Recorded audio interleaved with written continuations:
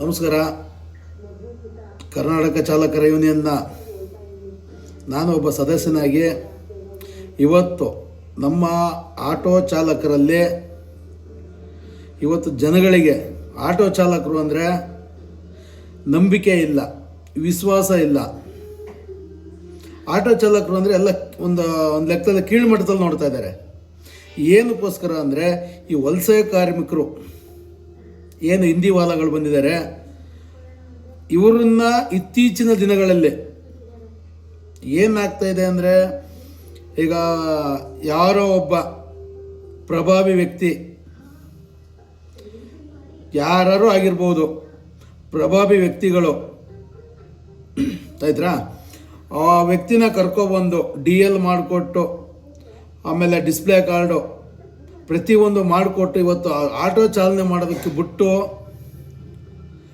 ಆ ವ್ಯಕ್ತಿ ಇವತ್ತು ಏನು ಅವರು ಹಿಂದಿಯವ್ರ ಕಡೆಯಿಂದ ದುಡಿಸ್ಕೊಂಡು ತಿಂತಾ ಇದ್ದಾನೆ, ಅವನು ಕುಮ್ಮಕ್ಕಿರೋದ್ರಿಂದ ಹಿಂದಿಯವರು ಬಂದು ಇವತ್ತು ನಮ್ಮ ಕನ್ನಡ ಚಾಲಕರ ಮೇಲೆ ದೌರ್ಜನ್ಯಗಳು, ನಮ್ಮ ಕನ್ನಡಿಗರ ಮೇಲೆ ದೌರ್ಜನ್ಯಗಳನ್ನ ಮಾಡ್ತಾ ಇದ್ದಾರೆ.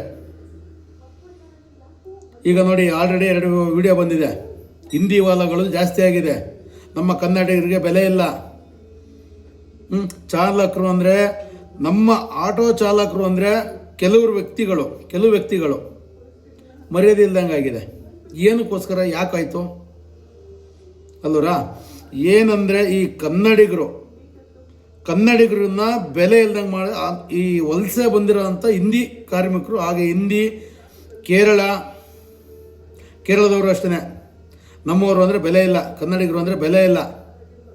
ಅವ್ರು ಏನೇ ಮಾಡಲಿ. ಈಗ ಇನ್ನೊಂದು ಈಗ ನಾವು ನೋಡ್ತಾ ಇರ್ತೀವಿ, ರೋಡ್ ಮೇಲೆ ಹೋಗ್ತಾ ಇರ್ಬೇಕಾದ್ರೆ ಬರ್ತಾರೆ, ಬೇಕು ಅಂತಲೇ ಗಾಡಿ ಎಳಿತಾರೆ. ಈ ರ್ಯಾಪಿಡೋ ಬೈಕಲ್ಲಿ ಏನಂದರೆ, ಅವರು ನೋಡೋಣ ಏನೇ ಮಾಡಿದ್ರು ಇವ್ರ ಮೇಲೆ ಬರುತ್ತೆ ಕೇಸು.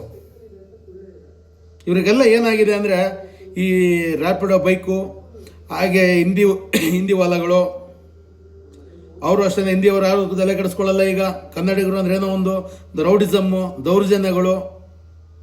ಸ್ವಾಮಿ, ನಾವು ತಾಳ್ಮೆಯಿಂದ ಇದ್ದೀವಿ, ಕನ್ನಡಿಗರು ಭಾಳ ತಾಳ್ಮೆಯಿಂದ ಇದ್ದೀವಿ. ಏನಕ್ಕೋಸ್ಕರ?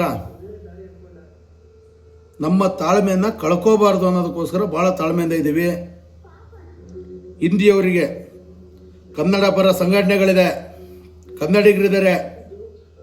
ಇವತ್ತಲ್ಲ ನಾಳೆ ಸಿಡಿದೆದ್ದೇ ಹೇಳ್ತೀವಿ, ಇದನ್ನು ಮಟ್ಟ ಹಾಕಲೇಬೇಕು. ಹಿಂದಿಯವ್ರನ್ನ ಆದಷ್ಟು ಬೇಗ ತೊಲಗಿಸ್ಲೇಬೇಕು ಇಲ್ಲಿಂದ. ಅವರಿಂದ ನಮಗೆ ಕನ್ನಡಿಗರಿಗೆ ಮರ್ಯಾದೆ ಇಲ್ದಂಗೆ ಆಗಿದೆ. ಆದಷ್ಟು ಈ ಮಾತಲ್ಲಿ ದಯವಿಟ್ಟು ನಾನೇನಾದ್ರು ತಪ್ಪ ಮಾತಾಡಿದರೆ ಕ್ಷಮೆ ಇರಲಿ.